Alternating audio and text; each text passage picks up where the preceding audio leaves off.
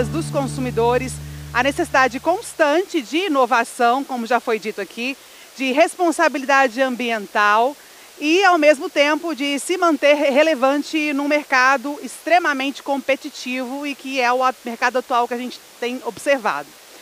Como estar preparado para o futuro? Quem vai falar com a gente agora é a Carolina Lira, sócia e diretora da Future Brand.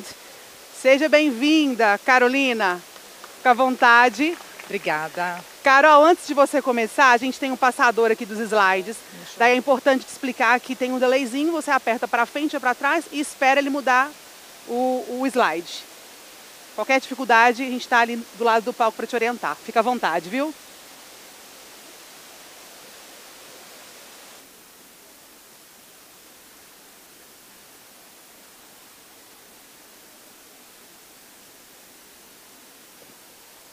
Boa tarde, gente. Tudo bom? Obrigada aqui pela presença de todos. Todo mundo me ouve bem? Sim? Então tá bom. Vamos falar um pouquinho aqui de marca, um pouquinho do que está influenciando as tendências, o que a gente está olhando hoje de contexto, de comportamento, né? E como isso impacta aí nossas vidas, a vida dos consumidores de uma forma geral. Bom, eu começo abrindo com uma frase que ela é, para mim, muito emblemática, assim. No meio de tanta polêmica, de tantas opiniões divergentes, tem uma coisa que une a nós todos, que é a comida, né? É uma experiência universal.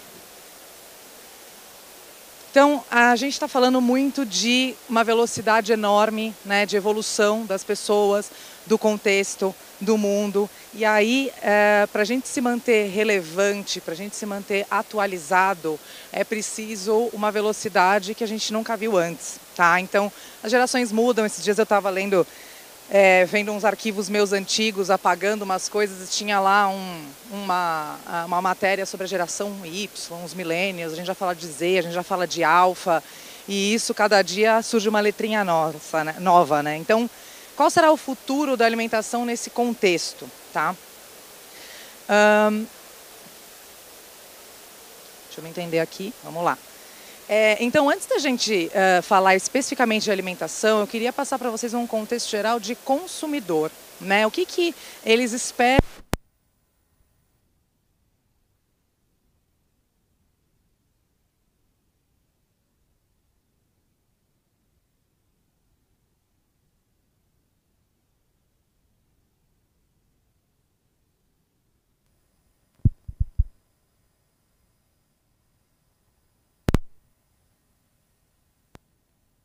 Marcas, falar das 3 macro tendências.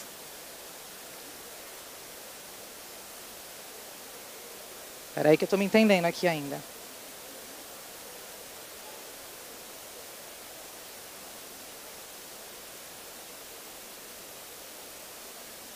Acho que foi.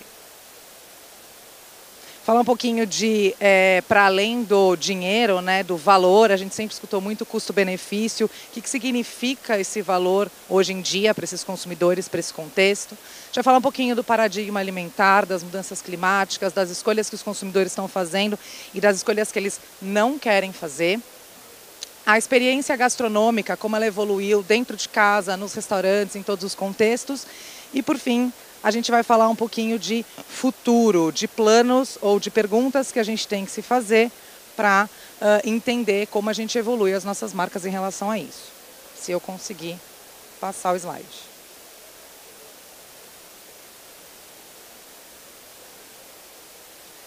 Tem um número aqui, para cá. Então tá bom. Fico mais para cá. É isso? Tá bom. Então vamos lá. Bom, como eu falei para vocês, as marcas de consumo, né, as marcas de bens de consumo, produtos, enfim, direto ao consumidor, elas estão vivendo um momento muito importante e pedindo muito por uma disrupção. A Future Brand Global acabou de divulgar um estudo que chama Future Brand Index 2024, e ela mostra, é uma metodologia combinada entre pesquisa qualitativa, com entrevistas, com dados que são rodados pela empresa, dentro da empresa, né, por todo o universo digital e toda a análise dos nossos consultores, que a gente cruza e entende que marcas estão conseguindo se conectar com esse novo consumidor, com esse novo momento, como que elas estão conseguindo se reconectar. E esse estudo, ele olha para marcas de consumo e para marcas de uma maneira geral. E o que a gente viu nesse estudo, eu vou passar uns pedaços aqui para vocês, para a gente conversar, é que as marcas de consumo estão atrás das marcas que a gente chama de corporativas, ou nova economia, ou marcas de serviço, a gente vai falar um pouquinho mais para frente, né? Porque a gente está no meio de uma crise de custo de vida, a gente está no meio de uma crise de confiança e a gente, dentro do universo de consumo, cadeia, logística, suprimentos, etc., etc., existem vários e diversos desafios.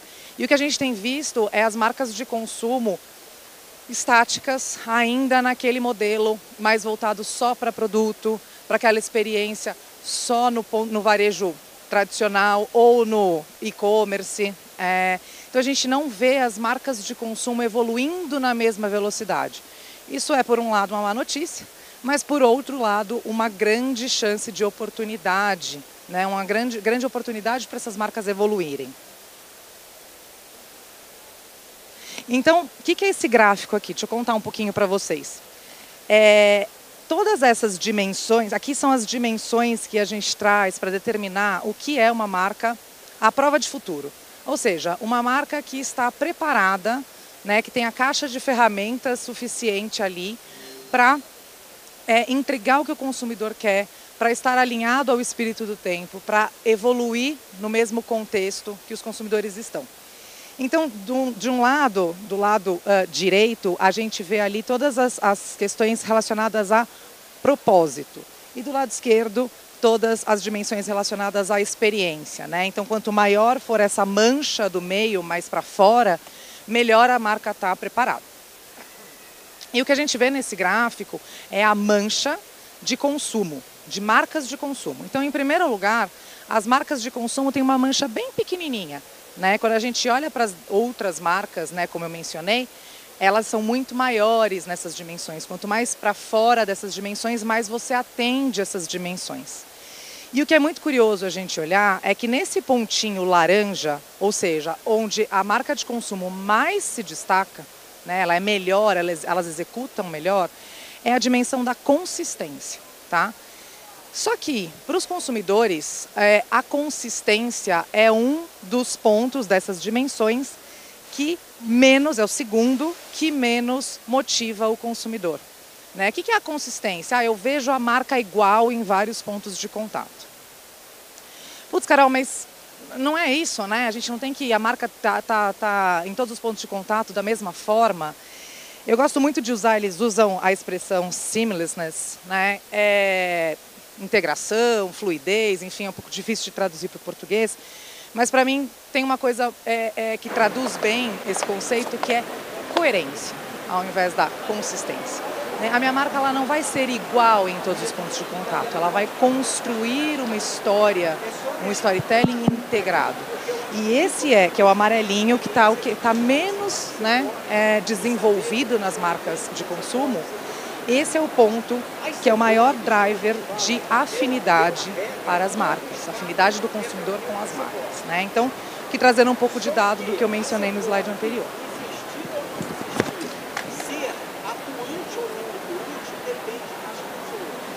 Então, mostrando aqui para vocês a comparação, as marcas que eu chamo de corporativas, ou marcas de serviço, ou nova economia, marcas muito relacionadas à tecnologia, estão muito mais à frente do que as marcas de consumo. E uma das questões relacionadas a isso, um dos motivos relacionados a essas marcas estarem à frente das marcas de consumo, é que elas estão mais sintonizadas com seus instintos, pessoas e fundamentos do seu modelo de negócio e menos preso à análise.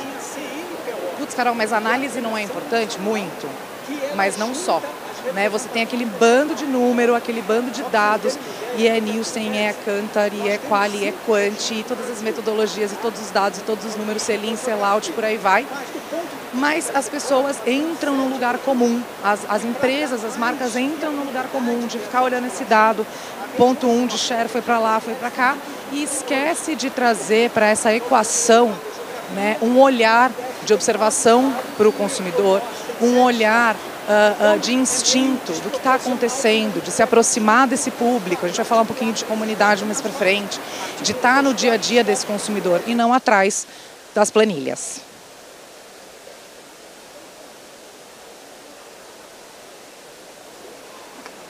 Então, como todo gap, né, a gente tem oportunidades.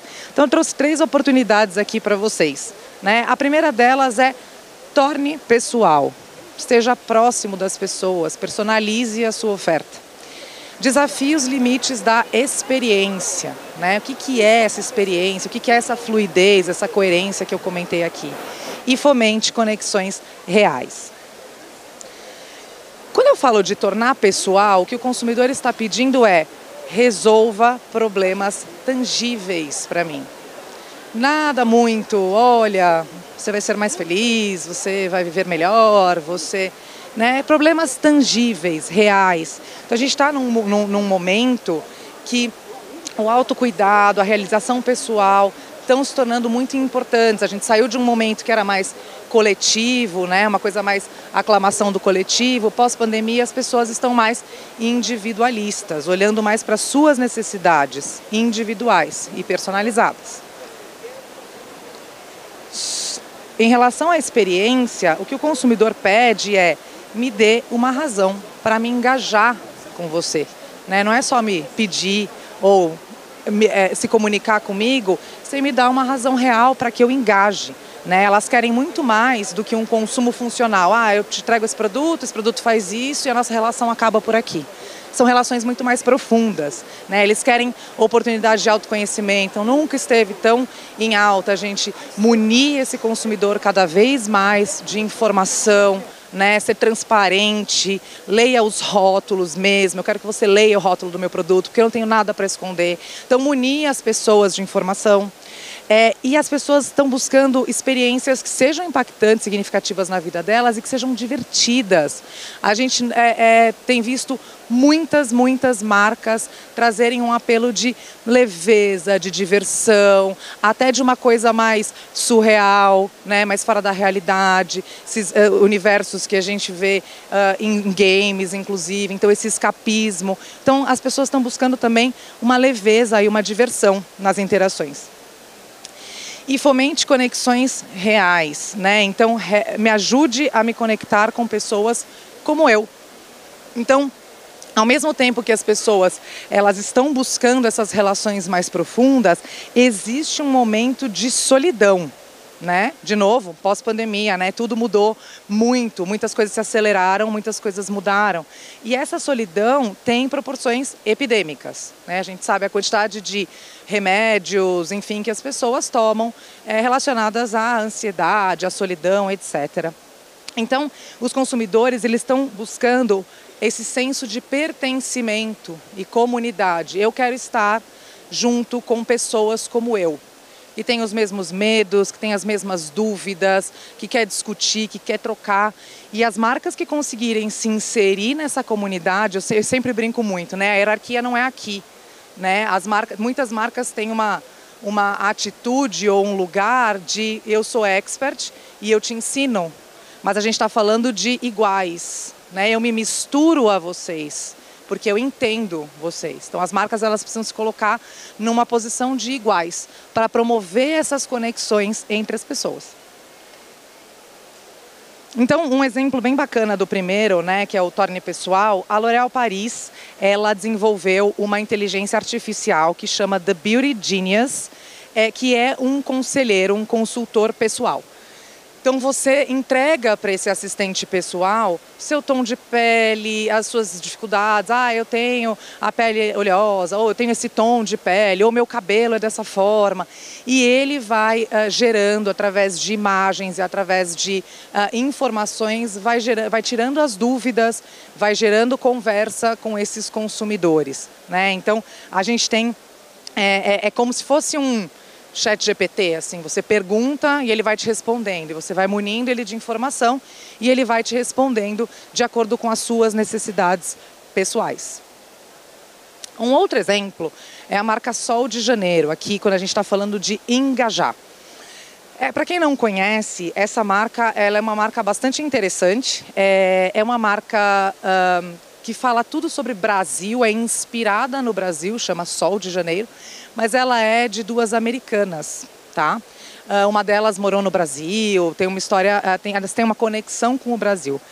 E essa marca, ela é um grande, apesar de eu ter trazido ela no exemplo específico do desafiar os limites da experiência, ela é uma marca que tem muito do que eu comentei com vocês da coerência, do seamless, né? Então é uma marca que está se colocando em diferentes pontos de contato, de diferentes formas. Então tem pop-up store, mas eles também vendem lá na Sephora, então eles estão em diversos lugares promovendo engajamento e interação. É uma marca de beleza, inclusive o produto hero deles chama-se Bum Bum Cream, inclusive em português, Bum Bum Cream. É um grande sucesso. E esse produto de cosmético está em tantos lugares que eles decidiram entrar, inclusive, no universo virtual do Roblox. Deixa eu mostrar para vocês.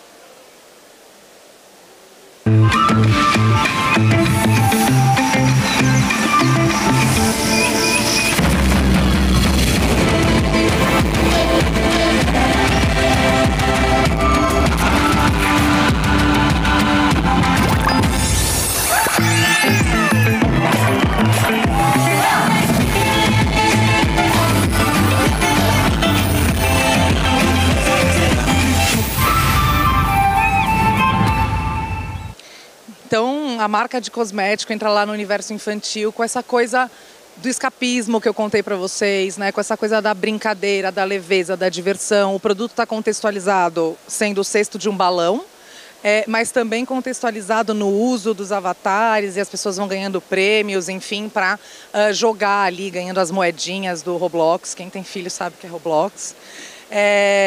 E vão interagindo aí com esse game e com a marca. E aí, por fim, dentro das fomentar as conexões reais, a gente tem um case bem bacana que é da Life Cereal. Eles têm uma hotline, uma linha direta, que tem esse nome estranho, essa hashtag, que significa If you know, you know. Se você sabe, você sabe. É uma expressão usada, né, pelos americanos, e aí eles criaram essa hashtag. E ela é um espaço seguro em que os pais e mães entram nessa comunidade e trocam informações sobre a maternidade, a paternidade, as dificuldades, as dúvidas, a alimentação. Então, é um espaço de troca que a marca promove, que é o que eu estava falando uns slides atrás. Vamos falar de comida? Então, olhando para esses macro movimentos que eu trouxe para vocês de construção de marca, como que a gente vê isso dentro do universo da alimentação? Bom, todo mundo testemunhou, e não diferente, a indústria de alimentos testemunhou uma grande revolução, né? Vocês vão me ouvir falar bastante em tecnologia, vocês vão me ouvir falar bastante em escolhas. Então, a gente tem uma questão em torno da alimentação que fez as pessoas fazerem muitas escolhas nos últimos tempos, né? A gente está falando aqui de custo de vida, de inflação, das considerações ambientais, um aumento substancial dos preços. Então, o consumidor ele começa a reavaliar atributos, né? O que para ele significa valor, o que para ele significa custo-benefício, o que para ele topa ou não abrir mão. Então, ele está cada vez menos disposto a abrir mão por preço, né? Então, isso gera uma pressão enorme nas marcas para que a gente consiga encontrar formas de entregar o que eles querem num custo que eles podem pagar, né? Então, a gente vê a inflação, escassez de recursos, a gente vê consumidores diversificando marcas e locais de compra, né? A gente vê o consumidor hoje, em média, ele visita de 6 a 7 pontos de venda diferentes por mês. E não é só por causa de preço. Ele quer, nunca um consumidor esteve tão aberto a experimentar novas marcas, né, novos produtos, novas opções, porque ele não está mais disposto a dizer, putz, que pena, isso aqui não é para mim porque eu não tenho dinheiro para pagar. Né? Essa relação mudou bastante. Né? Além disso, eles estão confiantes no uso de dados. Né? Agora há pouco alguém perguntou aqui sobre o Ozempic, a Nestlé se envolvendo, e aí, sem falar polêmico ou não, a gente vê aqui os consumidores se abrindo para esses universos, se abrindo para esses dados, se abrindo e confiando nisso. Né? Para que a gente consiga oferecer o quê? Ali, como eu falei, no Seja Pessoal. Né, opções personalizadas, opções que cabem no meu bolso, opções que são para mim. E a demanda por alimentos saudáveis explodindo, é só a gente dar uma volta aqui, a gente vai ver muita coisa bacana, inclusive, porque as pessoas também querem ser saudáveis, querem melhorar a saúde. Então, existe uma primeira tendência aqui dentro do universo de alimentação, que é a nova qualidade, né? Que eu contei para vocês no comecinho, assim, o famoso custo-benefício, ele nunca teve tão em alta, tá? E aí, volto para o ponto de que as marcas muitas vezes focam no preço. Aí eu vou lá, então eu vou reduzir custo, às vezes eu reduzo qualidade, e eu não posso colocar esse ingrediente ou essa questão aqui, porque eu não vou abrir mão de eu não posso abrir mão desse valor, desse custo, precisa ser barato, etc, etc. E essa equação fica muito funcional. Preço, o meu é 1, o do lado é 99, o do outro é 98, e isso não gera fidelidade, né? Isso não gera conexão.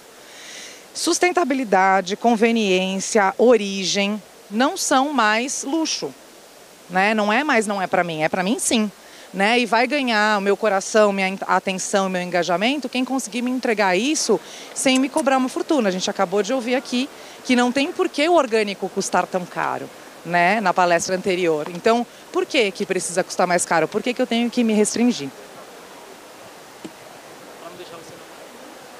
Oi?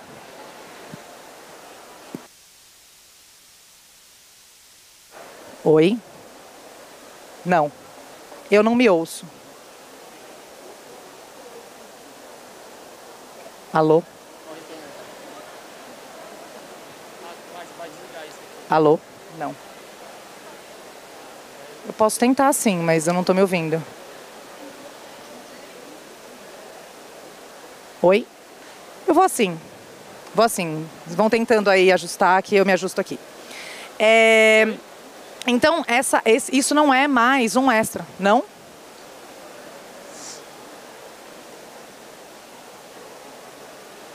Alô? Tá ligado?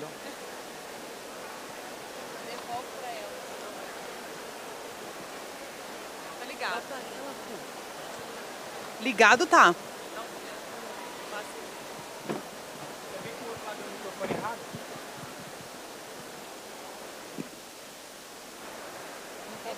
Vai desligar isso.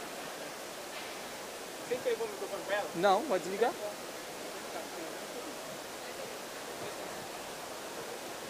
Oi, agora sim.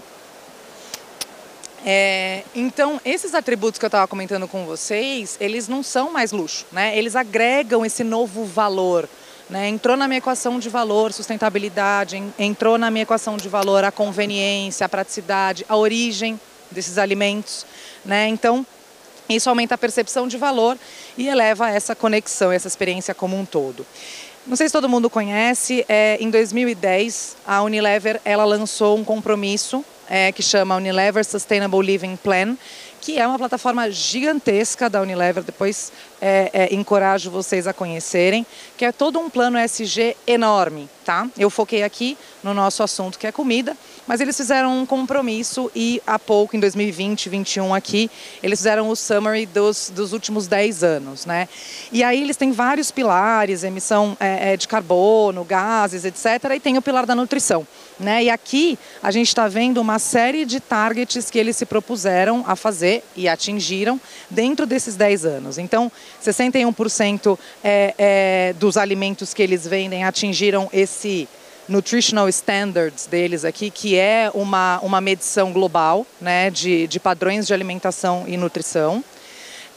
Eles conseguiram reduzir 77% desculpa, 77% da comida que eles produzem tem 5 gramas, né, de target de sal, eles conseguiram reduzir. Aqui as 250 calorias, aqui a redução de açúcar, ou seja, a Unilever é uma empresa que vende produtos mainstream, que vende produtos comuns que a gente encontra no mercado. Então eu tenho acesso a produtos de qualidade sem me cobrarem uma fortuna por isso. Uma outra tendência que a gente vê é a inteligência artificial contra o desperdício. Aliás, desculpa, eu não mencionei no slide anterior, mas o Euromonitor divulgou uma pesquisa dizendo que somente 1/5 dos brasileiros está disposto a pagar mais por soluções sustentáveis, tá? Então era disso que eu estava dizendo para vocês, quanto o consumidor não topa pagar mais, e não é porque ele não dá importância, é muito pelo contrário, porque ele pressiona que as marcas entreguem isso, porque eles merecem ter acesso a isso. Aqui a gente está falando um pouquinho da inteligência artificial contra o desperdício, né? Então, o que a gente mais ouve falar é o uso da tecnologia, o uso da inteligência artificial. Ela já é bastante usada dentro das empresas para otimizar a logística, reduzir desperdício, aumentar a produtividade e até no limite ali de chegar ao consumidor final, como eu mostrei para vocês o case da L'Oréal Paris. Existe uma startup americana que chama-se A-Fresh. E ela utiliza essa inteligência artificial rastreando a demanda por alimentos frescos dos varejistas. Então ele rastreia o que eles normalmente consomem, eles simplificam os pedidos e, portanto, eles reduzem o desperdício de alimentos. Então ela é uma startup B2B, né? Para vocês terem uma ideia, 40 bilhões de dólares são desperdiçados em comida pelos varejistas nos Estados Unidos todos os anos, tá? Então, de fato, é relevante a gente olhar para isso e evitar esses desperdícios, porque além do prejuízo da empresa, esse custo é repassado para o consumidor, né? Que se conecta com a conversa anterior.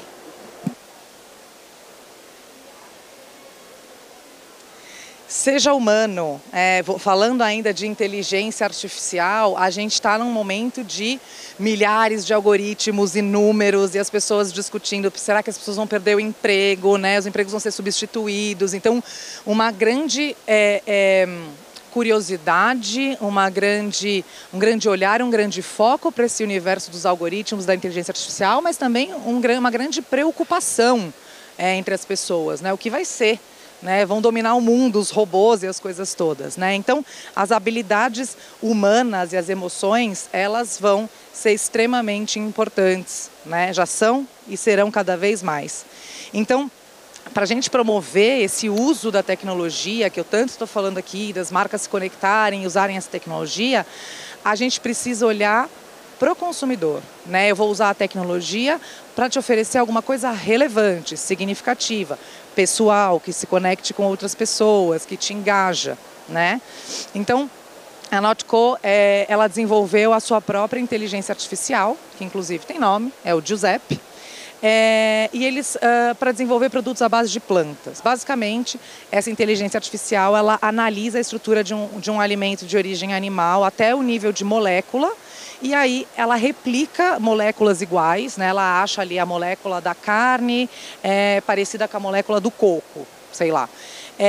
E aí eles conseguem fazer matches, né? E reproduzir os sabores do que é origem animal para o que é origem à base de plantas, né?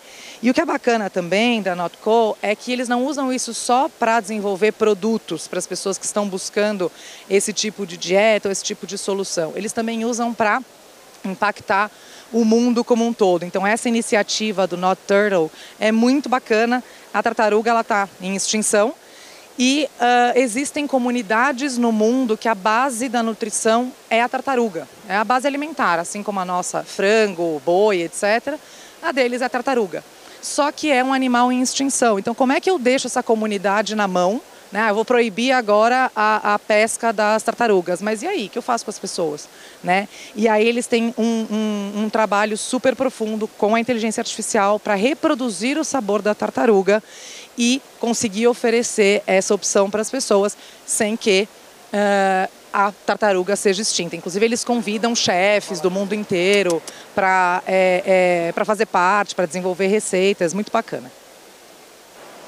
O segundo ponto aqui é o nosso paradigma alimentar e as mudanças climáticas, né? Então, as marcas vêm sofrendo essa pressão para encontrar não só alternativas nutritivas, mas também com cuidado sustentável. Então, a gente está falando de consumidores mais cuidadosos, conscientes, a gente está falando de um comportamento mais moderado do que uma coisa mais extrema. O flexitarianismo está muito em alta, né? As pessoas têm buscado muito e isso força as marcas a encontrarem soluções inteligentes em torno da sustentabilidade. Estou falando de embalagem, da cadeia, de uma série de possibilidades dentro dessa cadeia para fazer essa entrega. E as carnes em laboratório, por mais estranho que pareça, estão ganhando bastante espaço, inclusive no universo gourmet, em restaurantes, estrelas Michelin, eles começam a oferecer a carne reproduzida em laboratório. Então, transparência é uma prioridade, né? Então, é o que eu comentei um pouquinho com vocês, né? Deixa eu ler, deixa eu saber o que tem aí, me informa, seja claro, seja aberto, né? Então, a Ritual, não sei se vocês conhecem, ela é uma marca de vitaminas que a história dela é muito bacana porque o posicionamento dela é transparência. E esse posicionamento ele não é só ali na peça de comunicação, né? Ela vai de todas as ações que a marca faz até o produto. A cápsula é transparente, você vê o olhinho, você vê as bolinhas. Então, você vê uma coerência de marca bastante grande aqui na Ritual. Vou andar um pouquinho mais rápido por causa do meu tempo. A gente precisa conectar as pessoas, né? Como eu falei um pouquinho para vocês sobre comunidade. Então, a gente fala muito de estilo de vida, marcas de estilo de vida, né? Quando eu consigo, através do propósito da minha marca, conectar pessoas, né? Construir essa comunidade. A Rebel é uma marca que criou bebidas orgânicas à base de plantas e eles usam superalimentos. Então, eles têm um discurso de nutrição importante, mas ela coloca uma ênfase muito grande na sustentabilidade e na ética, né? Na ética em torno da produção, do uso dos alimentos, né? Como eles são cultivados para a prática de negócio de uma maneira como um todo, né? Então, desde a garrafinha deles ali, que é reciclável e reciclada, até a ajuda ali em comunidades, né? Refeições modernas de carne. Então, como eu mencionei, a carne de laboratório está ficando cada vez mais popular, né? As pessoas... É muito curioso isso. A gente que está muito nesse universo, né, que conhece aqui as marcas vegetarianas, veganas, né, as soluções, a gente fica com uma sensação de que está fora de moda comer carne. Mas a verdade, gente, é que o desejo por carne persiste, tá? Populações que têm acesso à carne significa que são populações que estão evoluindo economicamente, tá? Então, o desejo por carne ele existe, ele persiste e as pessoas querem, né? Mas também entrou um novo fator nessa história que é a preocupação ambiental, né? Então, as marcas precisam trazer essas opções conscientes aí para endereçar esses dois pontos, tá? Então, essa marca aqui chama La Vie, é uma marca inglesa de presunto plant-based. Então, eles têm toda uma construção, desde o sabor até o garoto propaganda, acho que dá para vocês verem aí, mas é um porquinho que se comunica com todo mundo. E ela tem uma construção dessa responsabilidade com o plant-based, essa responsabilidade com poucos ingredientes, né? Aqui não tem muito o que falar de ingredientes, porque eu tenho 3, 4, 5 ingredientes, então não traz aquela coisa química, né, da reprodução do sanduíche. Falam muito de sabor, né? Nunca experimentei, mas parece bem gostoso pelo que a gente está vendo aqui. E eles fizeram uma ação em Londres, ali aquele carrinho no canto, que é bem bacana. Eles enveloparam todos os táxis de Londres, que é um símbolo muito emblemático da cidade, e eles iam levando as pessoas para os pontos turísticos e as pessoas iam experimentando no táxi, enfim. Então, é uma marca que está presente não só no varejo, não só na comunicação, mas na rua, se misturando com os consumidores. Enfim, a experiência gastronômica para todos, né? Então, existe uma série de opções, uma série de possibilidades e o consumidor, quer elevar a sua experiência, seja em casa ou seja no restaurante. Então a gente começa a ver experiências multissensoriais nos restaurantes, as comidas dos restaurantes comercializadas no varejo, no mercado, né? Então aquela esfirra do Sage que eu comia só lá, agora eu encontro congelada em determinado mercado. A compra local e o suporte aos pequenos negócios, né? A curiosidade por diferentes sabores, né? Se eu estou aberta para comer até carne de laboratório, eu quero experimentar, eu quero conhecer, né, a mistura de sabores. Uma redescoberta das tradições regionais, daquele gostinho de comida caseira, né? Porque ela remete a uma comida mais saudável, mais limpa, né? Não industrializada, não processada. Então, fusão de sabores e a nossa geração super conectada. Então a gente começa a ver os restaurantes acessibilizando a experiência deles para as pessoas em diversos lugares, né? Então as pessoas elas querem acessibilidade, elas querem conveniência e aí eu consigo ter experiências gourmet sem sair de casa. No setor de alimento é um grande desafio a gente manter, né, a mesma experiência daquela comida feita na hora ali no restaurante, para ela andando por aí até chegar até minha casa ou até mim. O mocotó, ele tem dá um sabor contemporâneo à comida típica nordestina, então fala de origem, fala de tradição, mas fala de modernidade. E para levar esse sabor para mais gente, ela criou vários formatos, ela se espalhou aí na vida das pessoas. Então, eles criaram o Mocotó Café, que é um espaço mais de comidinhas e um café, um espaço de convivência. O Pra Viagem, que é o delivery. O Mocotó Festa, então você vai fazer sua festa com as comidas aqui do Mocotó. E eu vi, mas eles lançaram em 2015, foram acho que até 2019, eu não encontrei mais, mas eles tinham um food truck também, que eles iam andando, paravam em alguns lugares da cidade e ofereciam também a mesma experiência. Como eu mencionei para vocês, novos sabores e nostalgia, né? Como é que eu misturo o tradicional com o novo, como é que eu misturo os sabores, né? Como é que eu consigo me conectar com essa autenticidade, mas também com inovação, né? Então, a gente vê aqui o exemplo de Havana. A Havana é super tradicional, a base dele é o tradicional doce de leite argentino. Ela faz questão, né, essa fotinho aqui de baixo, preto e branco, ela faz questão de mostrar que o processo dela é artesanal, é o mesmo processo desde que eles começaram. Eles fizeram uma edição especial do Mar del Plata, que é a cidade de origem deles, estão 150 anos comemorativos, etc. Então tá muito conectado à tradição. Mas ao mesmo tempo eu encontro alfajor de mistura de frutas, eu encontro barrinhas de cereais, eu encontro alfajor vegano. Então uma marca que consegue transitar entre o novo e o tradicional sem romper com o que ela é, sem romper com esse posicionamento e com a sua essência. Gastronomia além do menu. Bom, se em casa eu quero ter todas essas experiências, quando eu for para o restaurante, eu preciso de alguma coisa a mais, né, do que só a comida. Então a gente começa a ver um consumidor que precisa de mais motivos para sair de casa, que não só a comida gostosa. A comida gostosa eu recebo em casa, né? Então a gente começa a ver os restaurantes tendo que se reinventar e reinventar suas experiências e reinventar o que eles entregam. Tem o jantar à escura, tem uns lugares que são escondidos, que daí você tem que colocar na lista, é uma coisa, essa falsa escassez. E tem esse restaurante que eu encontrei muito bacana em Xangai, que chama Ultraviolet. Essas fotos que vocês estão vendo aqui são do mesmo lugar. É uma única sala.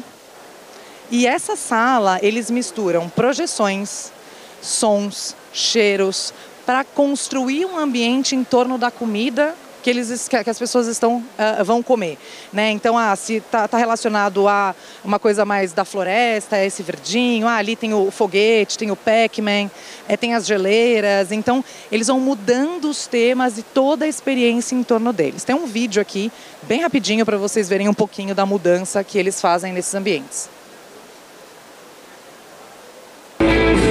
Some restaurants are by the sea, some are in the city. But at Chef Paul Paret's Ultraviolet in Shanghai, every single dish in your 22-course meal will be served in a different environment. The fish and chips are served in the rain with the side of the Beatles. Lobster is paired with a Riesling, served oceanside. The goal is bigger than food. It's experience and memory. Muito bacana, muito diferente. Legal. Carol, você falou um monte de coisa pra gente aqui, a gente achou legal, algumas coisas nem tanto, né? Mas e aí, né? O que a gente faz, né? Qual que é o plano para a gente trazer e incorporar essas tendências, incorporar essas questões no nosso dia a dia? Tem 3 pontos bem importantes aqui. Rever ou redesenhar a sua proposta de valor, a sua oferta. É o que eu mostrei um pouquinho da Ritual, assim, o posicionamento é transparência, mas tudo tem que ser transparência. O produto tem que entregar transparência, a embalagem, com quem eu me relaciono tem que entregar.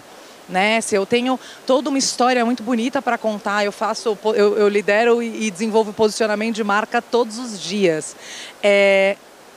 Muita história bonita, pouca efetividade, muitas vezes, na oferta. Vá além do varejo tradicional, expanda, né, o seu lugar. Muitas vezes o varejo tradicional a gente não controla a experiência da nossa marca. Como é que eu garanto uma marca coerente, seamless, se eu não controlo essa experiência? É lógico, é inevitável eu estar no varejo, mas onde mais eu vou estar, né? E crie disrupção na categoria, entrega o que ninguém teve coragem de entregar. Então, que perguntas a gente deveria se fazer quando a gente fala de rever ou redesenhar a minha oferta, né? Quais são as preocupações e necessidades atuais do consumidor? Com quem eu estou falando, né? Seja entregue alguma coisa verdadeira, efetivamente, para as pessoas. Como atender às necessidades funcionais e emocionais de forma eficaz? Como defender a importância da conexão emocional, né? Não dá para virar e falar assim, vem cá, né? Vamos se conectar, vamos ser amigo, mas o que você está me dando para eu engajar com você? Né? Como é que eu trago essa camada emocional e relevante, significativa para esses consumidores? Meninas, eu estou ouvindo um pouquinho vocês. E o que torna a sua marca realmente distinta, né, para eu apoiar o meu posicionamento, né, para atender essas necessidades de maneira que as pessoas não esperam, né? Como é que eu desafio? Como é que eu saio daquela camada de trás do computador, da planilha, né? Como é que eu uso um pouco esse feeling? Ir além do varejo tradicional, né? Putz, mas não é, eu estou lá no físico, eu estou no online, etc., mas não é simples, né? Custa caro envelopar todos os táxis de Londres, mas qual é o parceiro estratégico que pode estar junto com você, que complementa o que você entrega, né? Conecte-se com outras pessoas também, com outras marcas, com outras propostas de valor. Não precisa fazer sozinho, né? A gente vê muitas vezes, putz, mas também, né, a Unilever tem um caminhão de dinheiro. Verdade, mas não necessariamente. Então, o que a gente pergunta, né? Onde a sua marca pode existir com autenticidade fora da loja? Onde é que está seu consumidor, né? Além da loja, onde ele vive, o que ele faz, né? Quais são os hábitos? Quais marcas ou parceiros fora da sua categoria podem ajudar a resolver esse problema sem que você tenha que fazer isso sozinho? E onde a sua marca é inexpressiva, apagadinha, putz, seria importante eu estar naquele lugar, meu consumidor está naquele lugar, mas ali eu não estou, né? Não está de forma relevante. Então, onde ela está apagada para tratar esses focos específicos?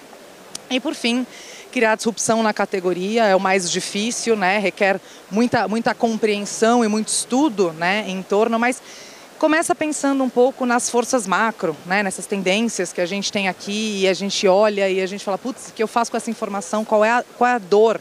Né? Eu falo muito isso, qual é a dor? Qual é a dor que a gente quer responder? Né? O que eu quero responder no final? Então, formule hipóteses ousadas sobre como resolver, fazer diferente, olhar de uma forma diferente, porque as marcas mais corajosas são as marcas mais bem-sucedidas. Então, como eu posso quebrar convenções, ser corajoso, assumir alguns riscos, né? O que dá, o que não dá, como os produtos, processos de produção e estratégias de distribuição diferenciam da concorrência. Muitas vezes a gente fica tentando fazer uma disrupção no produto. Eu falo, mas esse produto ele é simples, como é que eu vou disruptar nesse produto? Mas e na sua distribuição? E na forma como você se comunica? E com os parceiros que você se une? Né? As marcas de consumo tendem a ter essa visão bem orientada para produto, né? Nem sempre a resposta está no produto. E quais são os receios dos consumidores em relação ao futuro? Né? Estamos olhando para as tendências, o que eu vou atender ali para frente e conseguir chegar numa solução relevante, significativa e que eu crie um espaço de conexão verdadeira com esses consumidores. Era isso. Muito obrigada.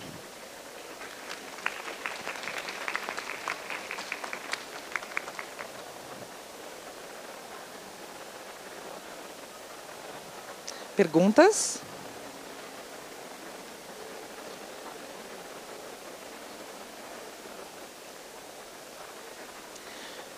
Ali.